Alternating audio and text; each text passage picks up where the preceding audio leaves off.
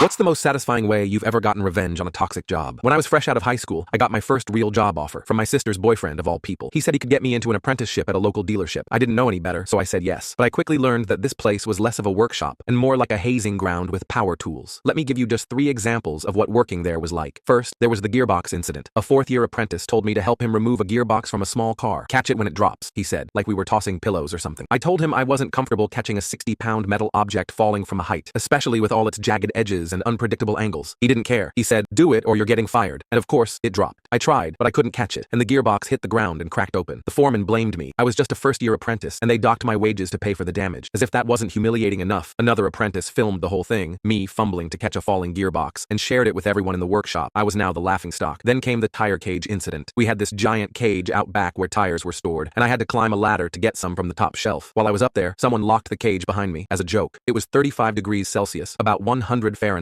and the cage was made of metal. No shade, just sun. I was locked in there for 2 hours. Every time someone walked past, they'd spray me with a fire hose through the wire like I was an animal at the zoo. By the time they let me out, I had full-blown heat stroke. I was vomiting all night from dehydration and sunburn. I called in sick the next day. My boss didn't care. He marked it as unpaid leave, because apparently, getting cooked alive at work doesn't qualify as a valid excuse. But the one that broke me was the ladder incident. We were storing an unused bumper on the rafters, and they told me to carry it up there. The bumper was big and awkward, definitely a 2-person job, but nope. I was expected to climb a ladder with it balanced on my arm like I was in a circus act. I asked another apprentice to hold the ladder. He didn't, so as I'm halfway up, the ladder slips on the greasy floor and collapses. I fell 15 feet, landed hard, banged up my wrist, and dropped the bumper. Again, another mechanic was filming the whole thing like it was some kind of comedy sketch. And again, the blame was pinned on me for doing it wrong. No changes were made, no safety procedures reviewed. It was just another day. That was the point where I decided enough was enough. Over the next 2 weeks, I started collecting evidence. I kept my phone on me and documented everything I saw. People using grinders with no guards, gloves, or goggles. Mechanics smoking next to open fuel drums. An apprentice locked in a grease pit. Yes, hazing again. 2 kids pushing a massive piece of equipment up a sketchy wooden ramp. Apprentices working at heights with no railing or harness. Hazardous chemicals just lying around like it was a garage sale. By the end, I had dozens of photos and a written report of everything I'd experienced or witnessed. I sent it all to WorkSafe, our government agency that enforces workplace safety. I didn't expect much, but wow, did they take it seriously? The dealership was slapped with over $100,000 in fines. They had to invest another $25,000 just to bring the workshop up to legal standards. The mechanics union also got involved after hearing how apprentices were treated. A full-on investigation kicked off, and the shop was never the same again. I eventually left the job, but years later, I still hear things. That same dealership is still the biggest employer of apprentices in my hometown. But now, apparently, they're actually treating people like human beings. Guess some changes really do come from the inside.